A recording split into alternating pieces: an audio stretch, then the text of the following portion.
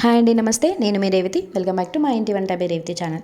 So ఇవాళ మన video వచ్చేసి పూరీ కర్రీ, అదే బేసన్ అంటారు కదండి, ఆ బేసన్ కర్రీని చూపించబోతున్నాను. పర్ఫెక్ట్ కొలతలతో చూపించబోతున్నాను. సేమ్ మనం హోటల్లో తింటాం కదా, సేమ్ అదే టేస్ట్ వస్తుంది. ఒకసారి విధంగా ట్రై చేయండి. ముందుగా ఒక ప్యాన్ పెట్టుకొని దీంట్లోకి ఒక 3 టేబుల్ స్పూన్ల వరకు ఆయిల్ వేసుకొని దీంట్లోకి పోపు దినుసులు వేసుకోండి. మినప్పప్పు, శనగపప్పు, జీలకర్ర, ఆవాలు వేసేసుకున్నాక ఇవి కొంచెం బాగా ఫ్రై అయిన తర్వాత దీంట్లోకి ఒక 3 మీడియం సైజ్ ఆనియన్స్ని కట్ చేసుకున్నాను. ఇలా సన్నగా తరిగి పెట్టుకోండి. వీటిని కూడా వేసేసి దీంట్లో కొద్దిగా కరివేపాకు కూడా వేసి మంచిగా ఫ్రై చేసుకోవాలన్నమాట. మనకి ఈ ఆనియన్స్ అని మంచి మొత్తంగా గోల్డ్ కలర్ రానాల్సిన లేదు. జస్ట్ మనకి ఆనియన్స్ అని కొంచెం మెత్తపడితే సరిపోతుంది ఈ కర్రీకి అనేది. సో మూత పెట్టేసుకొని ఒక 5 నిమిషాలు మగ్గించుకుంటే సరిపోతుంది. ఇలా కొంచెం మగ్గిన తర్వాత దీంట్లోకి అల్లం వెల్లుల్లి పేస్ట్ కూడా వేసుకొని మంచిగా ఫ్రై చేసుకోండి. పచ్చివాసన పోయేంత వరకు బాగా ఫ్రై చేసుకోవాలి. ఈ అల్లం వెల్లుల్లి పేస్ట్ కూడా వేసేసుకొని సో ఇలా మంచిగా ఫ్రై అయిన తర్వాత ఇప్పుడు దీంట్లోకి ఒక 1 టేబుల్ స్పూన్ వరకు పసుపు వేసేసుకోండి.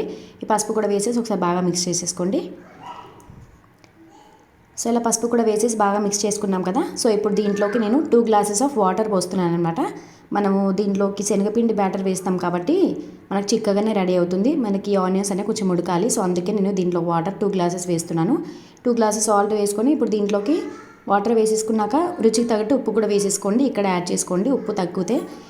ఉప్పు కూడా వేసుకున్నాక ఇప్పుడు ఒకసారి బాగా మిక్స్ చేసేసి మూత పెట్టేసుకొని ఇది కొంచెం దగ్గరికి అయ్యేంత వరకు బాగా ఉడికించుకోండి.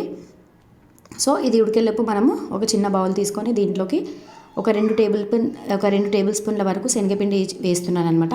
సో మనకి ఈ శనగపిండి అనేది మంచి మనము బ్యాటర్ లాగా రెడీ చేసుకోవాలి. సో ఇలా కొద్ది కొద్దిగా వాటర్ వేసుకుంటూ మంచి శనగపిండి బ్యాటర్ని రెడీ చేసుకోండి, ఎక్కడ ఉండలు లేకుండా. సో ఇలా బాగా మిక్స్ చేసేసుకోవాలి. సో మనకి బ్యాటర్ అయితే రెడీ అయిపోయింది కదా. ఒకసారి మనం కర్రీ కూడా అయిందో లేదో ఒకసారి మూత తీసి చూద్దాము. సో ఇలా ఉండాలన్నమాట. కొంచెం గ్రేవీ లైట్గా ఉండాలి ఇక్కడ వీడియోలో చూపిస్తున్న విధంగా. సో ఇలా ఆనియన్స్ అన్నీ ఇలా ఉడికితే సరిపోతుంది, మరీ ఓవర్ కుక్ అవ్వాల్సిన అవసరం లేదు. సో ఇప్పుడు దీంట్లోకి మనం రెడీ చేసి పెట్టుకున్న శనగపిండి బ్యాటర్ని కూడా మొత్తంగా వేసేసుకోండి.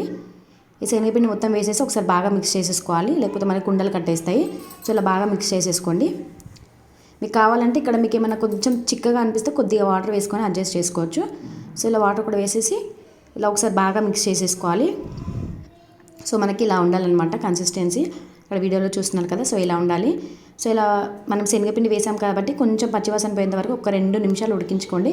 ఇలా ఉడుకుతుంది కదా. సో ఇప్పుడు దీంట్లోకి ఉడుకుతున్నప్పుడు నేను ముందుగానే ఇక్కడ ఒక ఆలుగడ్డ అనేది ఉడికించి పెట్టేసుకున్నాను. సో ఆ ఆలుగడ్డను అనేది ఇందులో మెత్తగా మ్యాష్ చేసి వేసుకోవాలి.